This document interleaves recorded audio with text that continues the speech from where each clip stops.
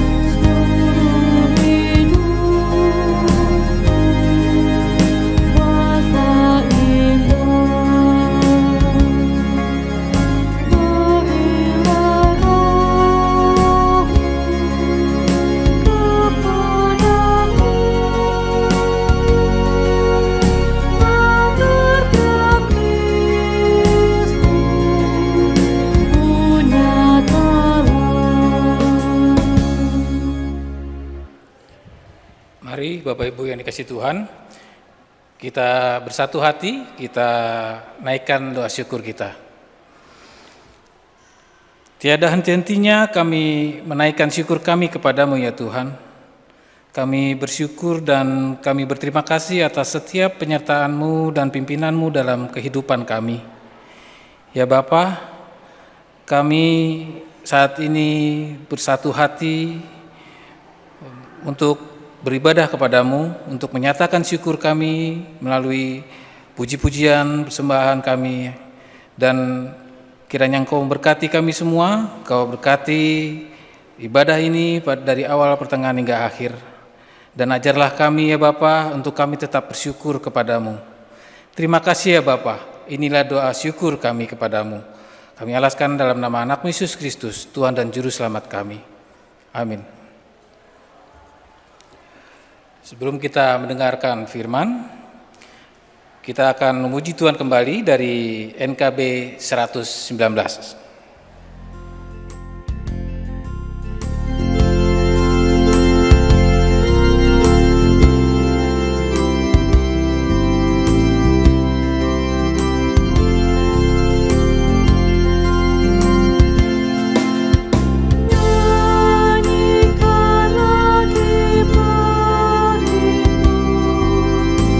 Firman Kau hidup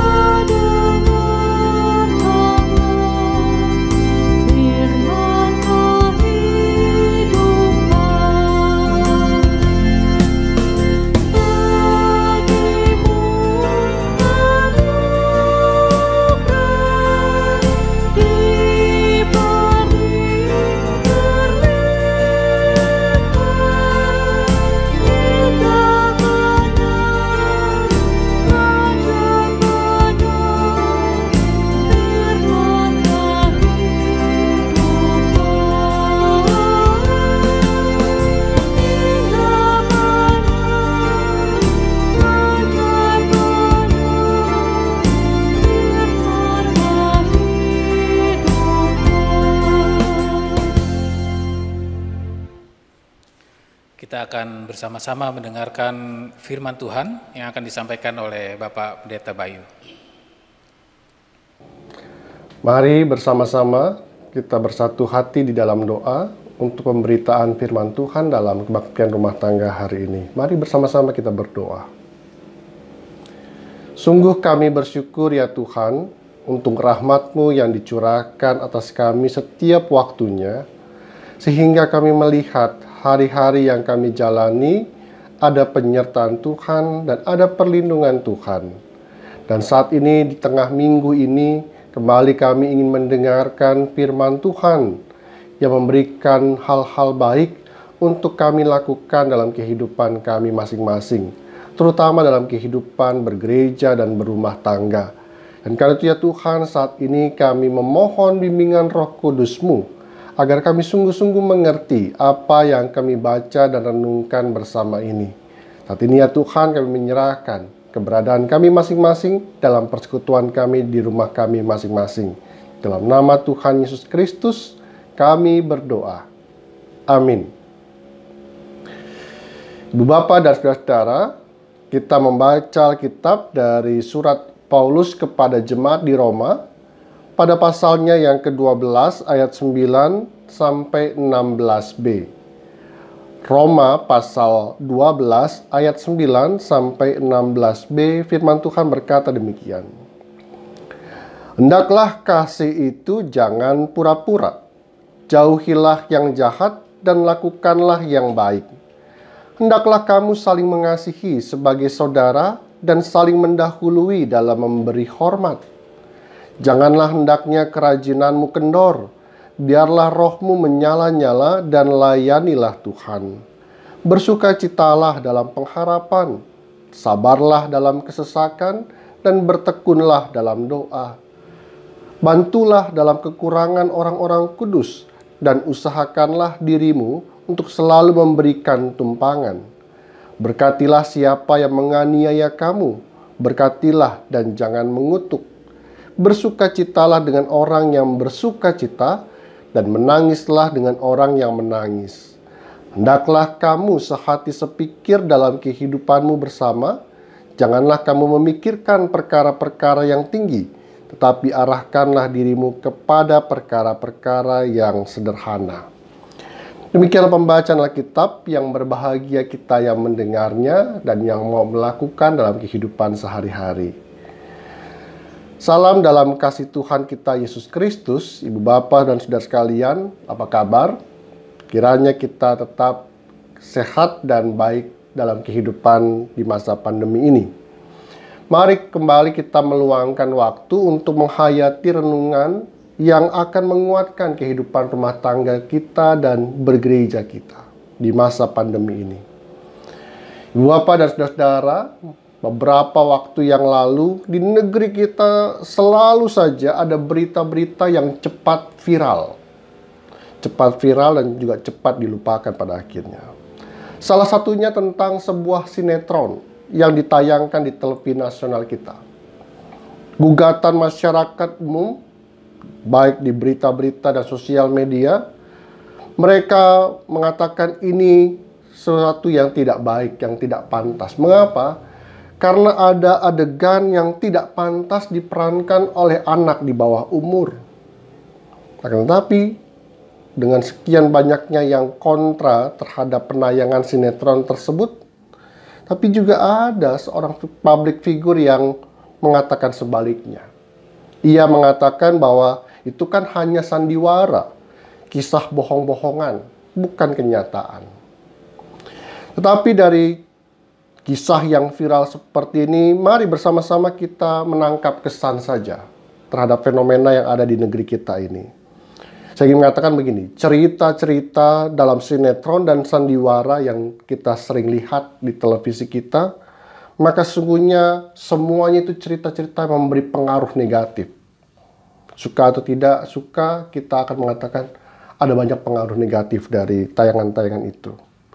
Tetapi cerita-cerita dalam kehidupan nyata kita juga banyak menampilkan pengaruh negatif.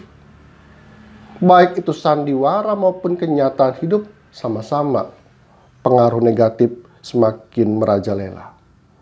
Karena itulah teks kita saat ini tak henti-hentinya mengingatkan kita tentang hidup yang di dalamnya kasih dan perbuatan baik menjadi satu kesatuan yang harus kita hidupi dan jalani.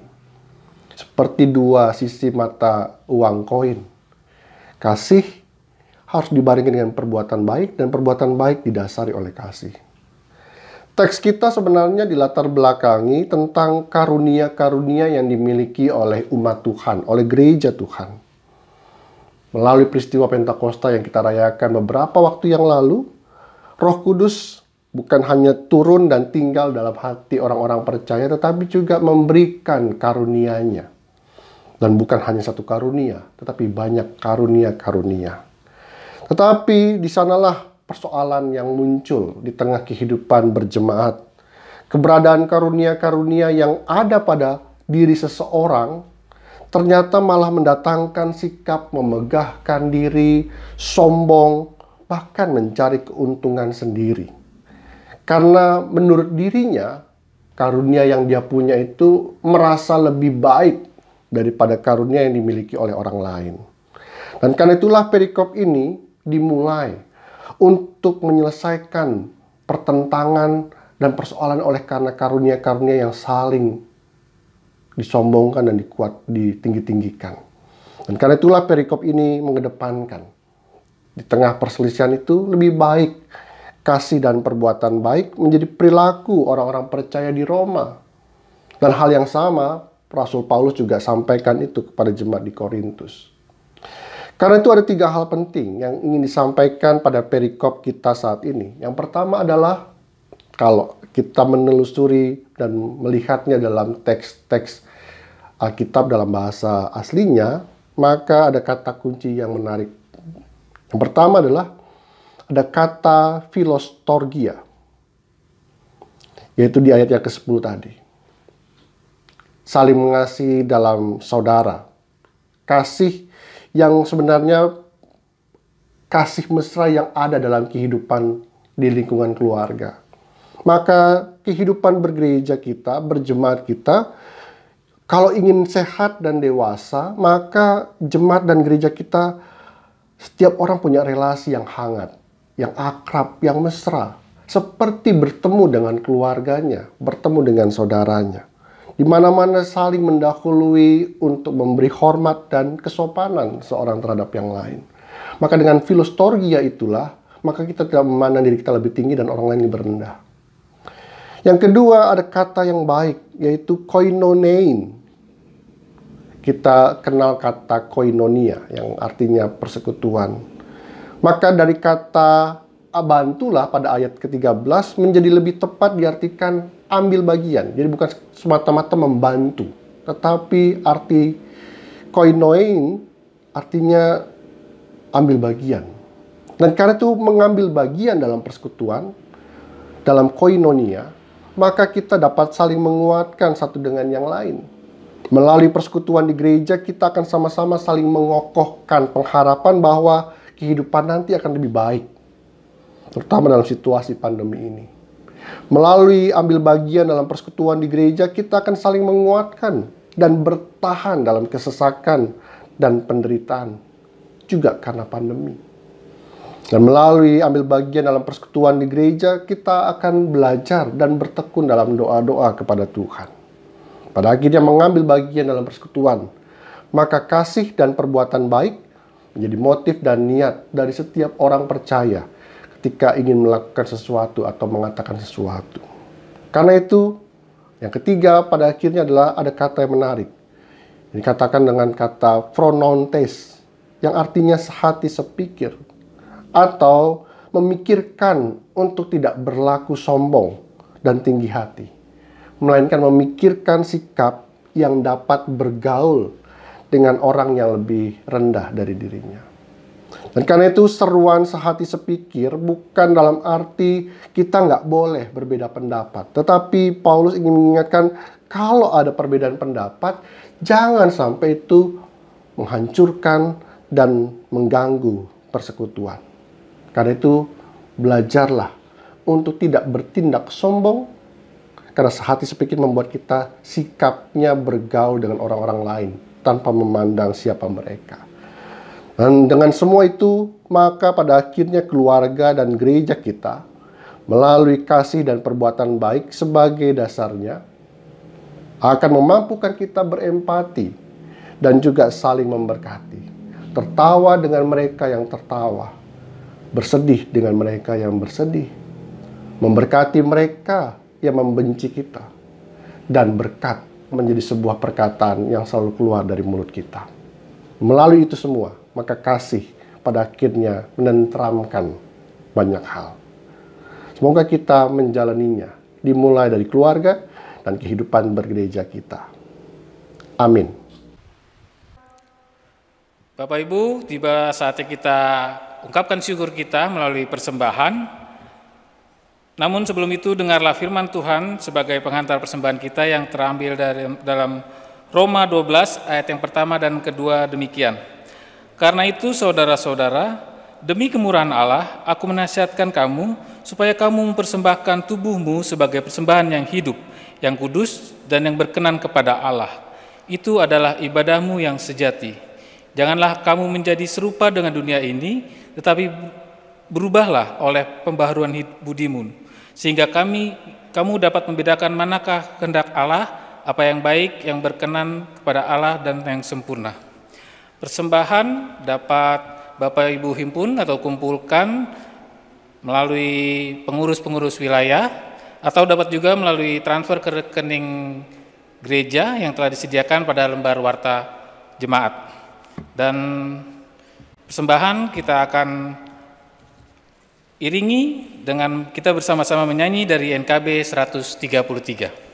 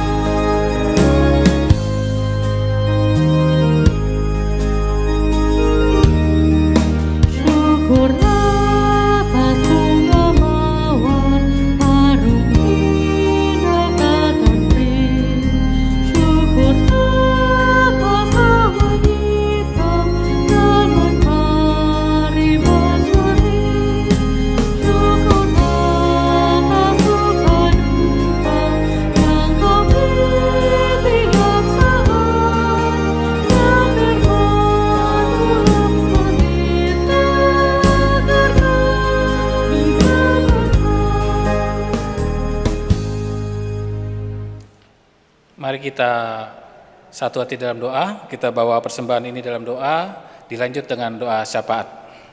Mari kita satu hati dalam doa. Ya Tuhan, kami menyerahkan ungkapan syukur kami yang telah kami himpun ini kepadamu Tuhan. Kiranya Engkau mau memberkati apa yang telah kami himpun ini agar berguna untuk perluasan kerajaan-Mu di dunia ini. Dan Kau juga berkati orang-orang yang akan mengelola persembahan ini agar mereka juga berkenan untuk takut akan kepadamu dan semuanya berjalan hanya untuk kemuliaan nama-Mu saja. Terima kasih ya Tuhan. Dan pada saat ini juga kami akan menaikkan syafaat kami. Dan kiranya Engkau mau kuduskan kami agar kami layak untuk menyampaikan doa ini kepadamu. Pertama-tama kami mau berdoa untuk setiap kami dalam kehidupan kami. Kiranya berkat-Mu selalu hadir dalam kehidupan kami dan Roh Kudus-Mu bekerja kepada kami agar kami Engkau mampukan untuk menjalani kehidupan kami hari demi hari untuk tetap berada di jalan-Mu saja.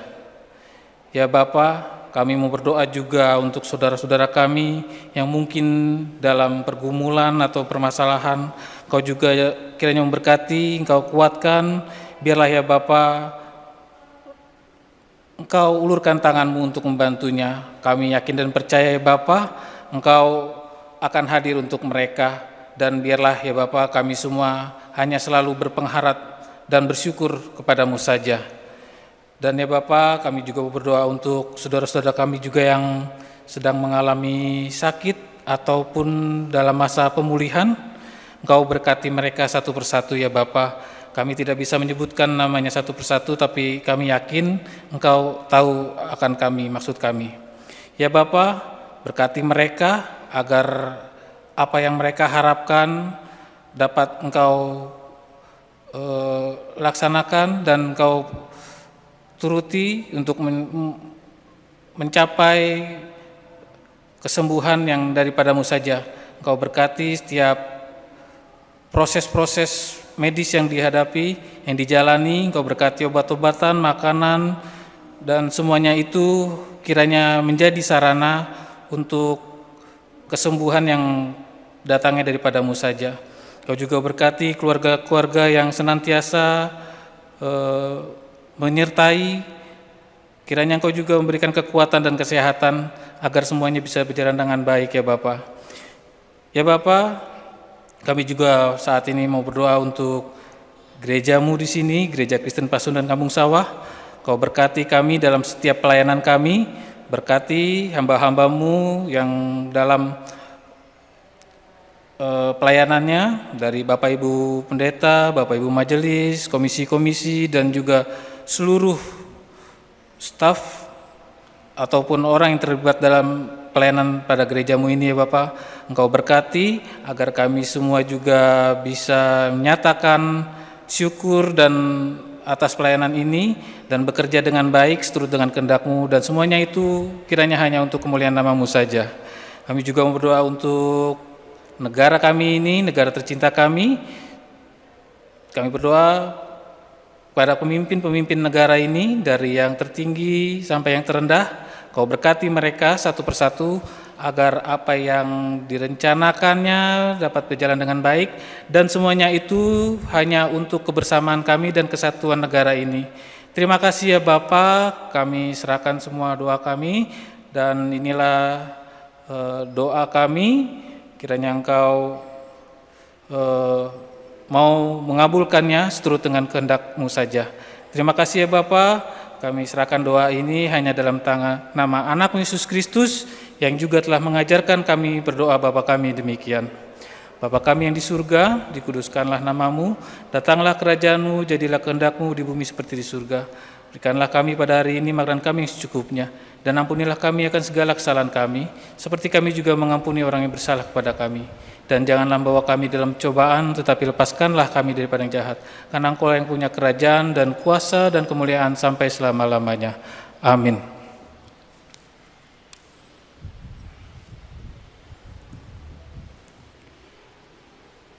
Ya, kita akan memuji Tuhan kembali melalui NKB 197. Besarlah untungku.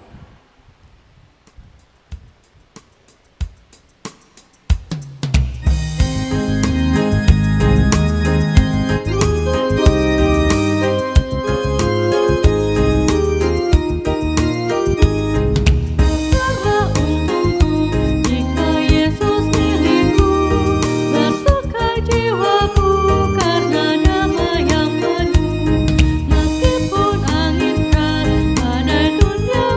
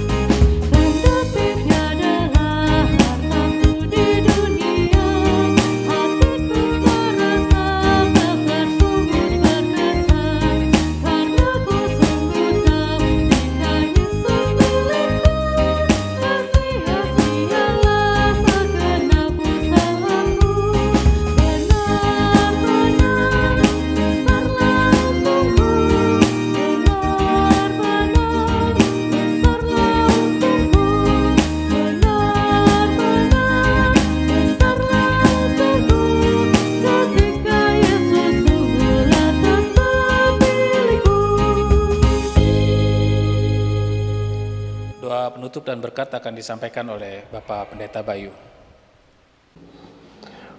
Kini arahkanlah hatimu kepada Tuhan dan terimalah berkat-Nya. Kasih dan damai sejahtera dari Allah Bapa, Anak, dan Roh Kudus menyertai kehidupan kita semua dari sekarang ini sampai selama-lamanya. Amin.